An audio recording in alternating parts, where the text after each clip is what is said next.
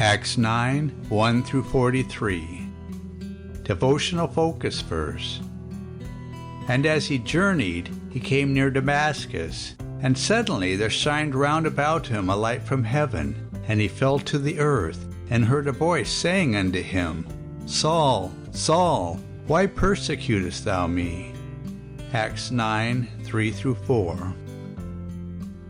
Mosab Yousef was a young Palestinian who wanted to be a fighter. He was first arrested when he was 10 years old. Before reaching his teen years, violence and terror had become so commonplace in his life that he was bored during the rare times when their town was quiet.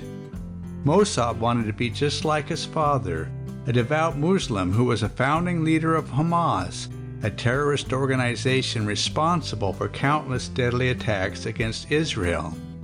As he grew older, Mosab began helping his father, and before he turned 21, he had seen abject poverty, suffering, torture, and death. While still in his early 20s, Mosab became an integral part of the Hamas organization and was even imprisoned several times by the Israelis. However, doubts about Islam and Hamas began surfacing in his mind when he observed how Hamas used the lives of innocent civilians and children to achieve its goals. One day as Mosab was walking past the Damascus gate, the main entrance to the old city of Jerusalem, he had an encounter that put him on a new path. After some casual conversation with a tourist from the United Kingdom, he was invited to a Bible study at the YMCA in West Jerusalem.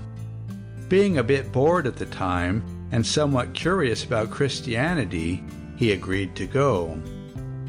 Mosab was given a New Testament at that meeting. Because gifts are respected in the Arab culture, he decided to read it. He recounted, I began at the beginning, and when I got to the Sermon on the Mount, I thought, wow, this guy Jesus is really impressive. Everything he says is beautiful. I couldn't put the book down. Every verse seemed to touch a deep wound in my life. It was a very simple message, but somehow it had the power to heal my soul and give me hope. Thunderstruck by what he read, Mosab realized that this was what he had been searching for all his life. Jesus' words made sense to him, and overwhelmed, he began to weep. He continued to read about Jesus and to pray, and eventually was secretly baptized in Tel Aviv by an unidentified Christian tourist. Mosab's story brings to mind another encounter that took place near the same location. The conversion of Saul of Tarsus recorded in today's text is one of the most significant events in the history of the church. The transformations of Saul and Mosab stand as potent testimonies to the love of God. They remind us that God finds people even when they are not looking for Him.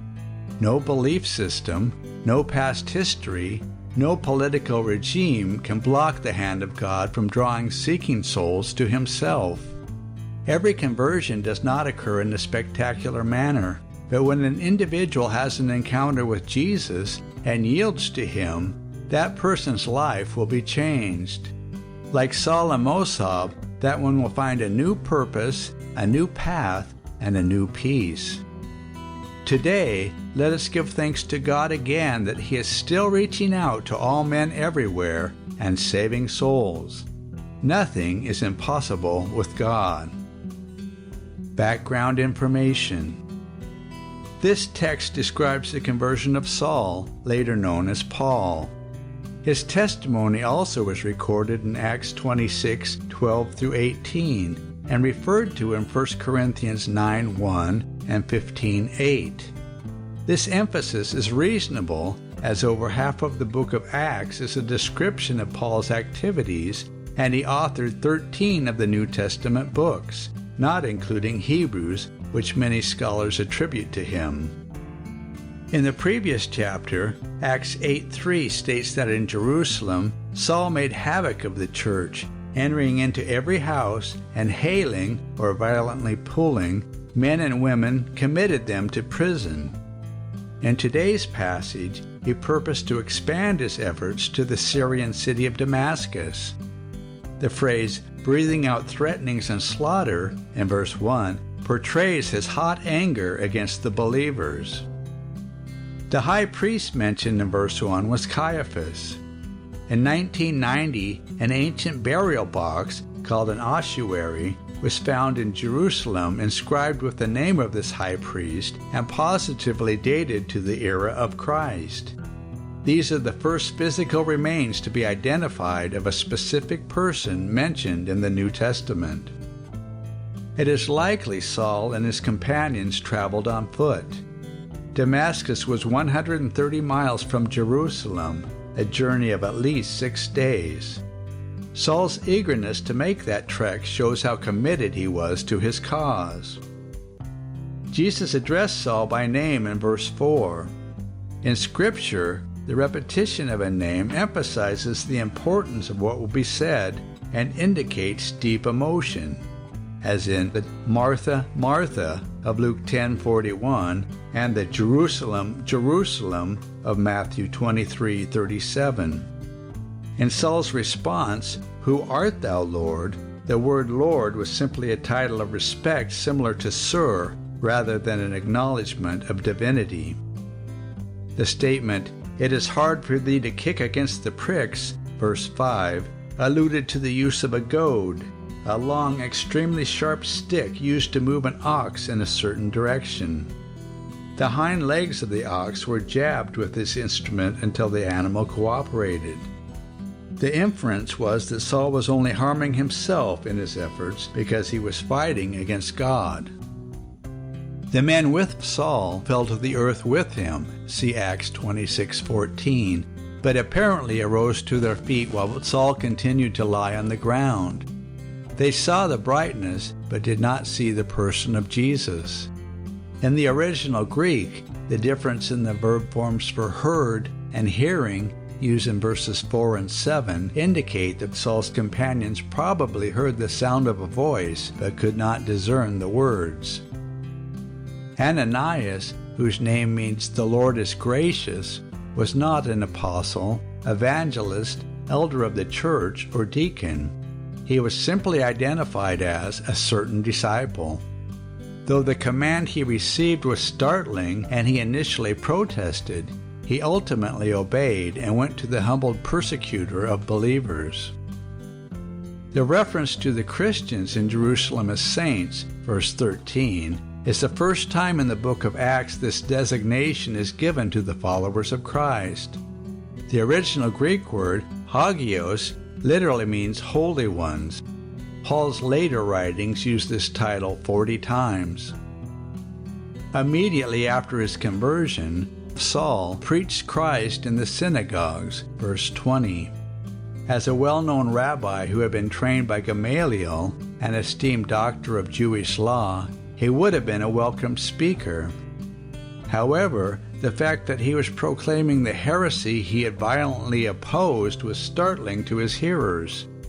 The word proving in the phrase, proving that this is the very Christ, verse 22, means joining together and implies skillfully deducing or demonstrating.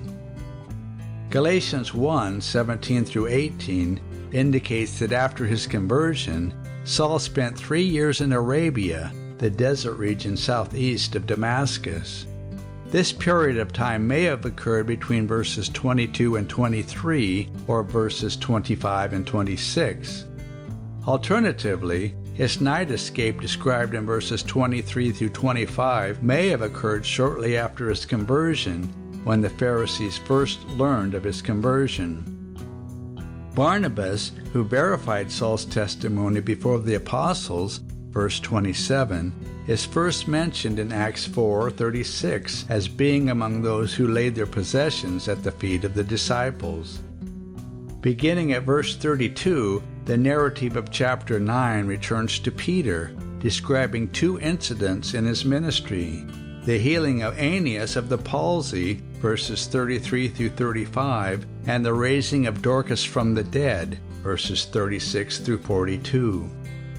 Conclusion: God is still reaching out to seek and save those who will open their hearts to His truth, no matter what their upbringing, beliefs, or past history. Acts chapter 9.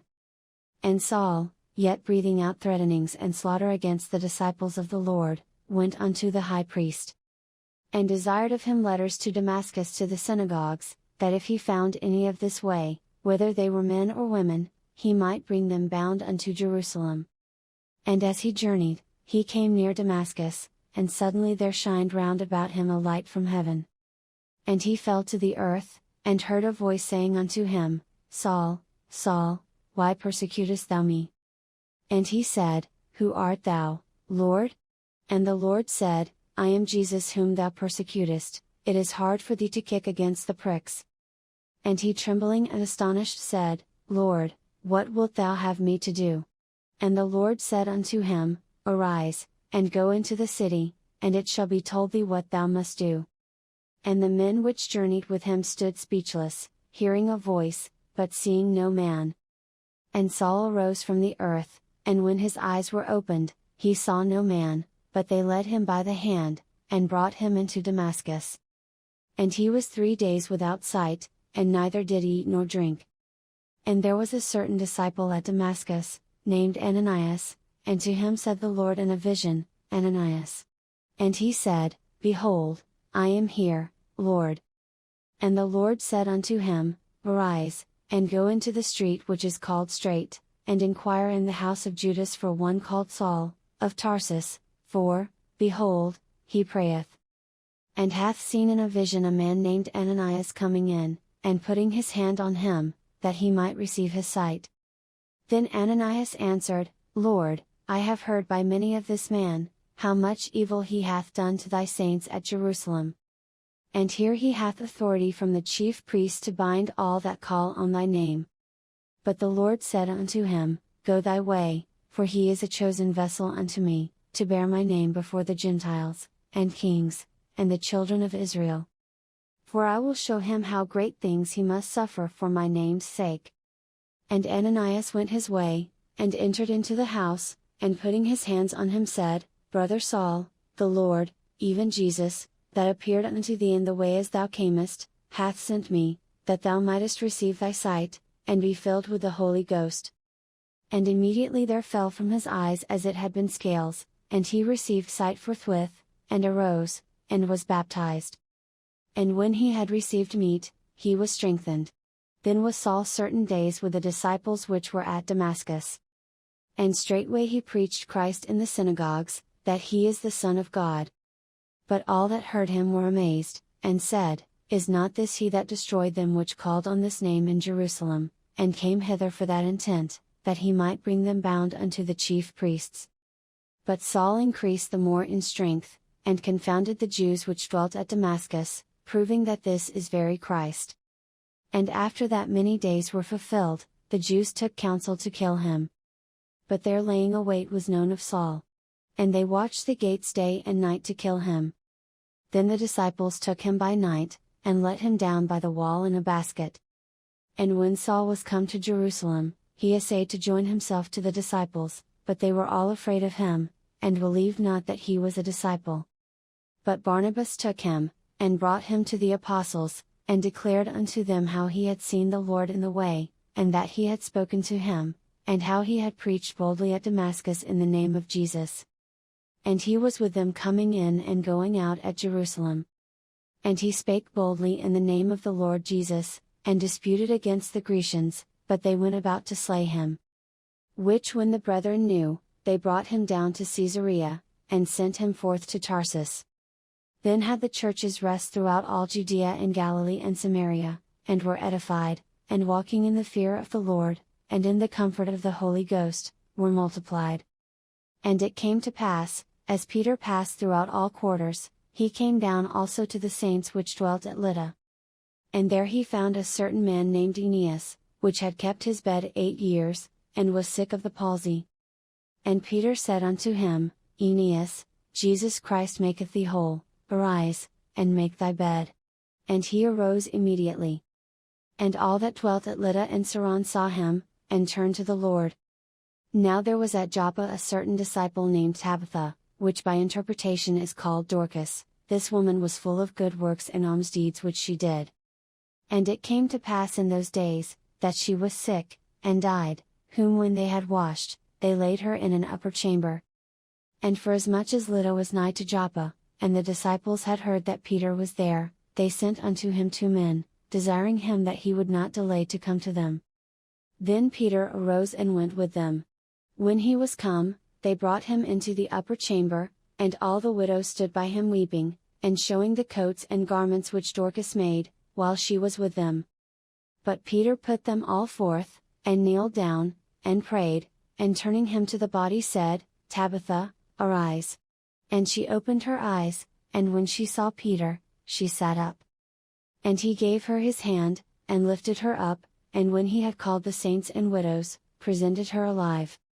And it was known throughout all Joppa, and many believed in the Lord. And it came to pass, that he tarried many days in Joppa with one Simon a tanner,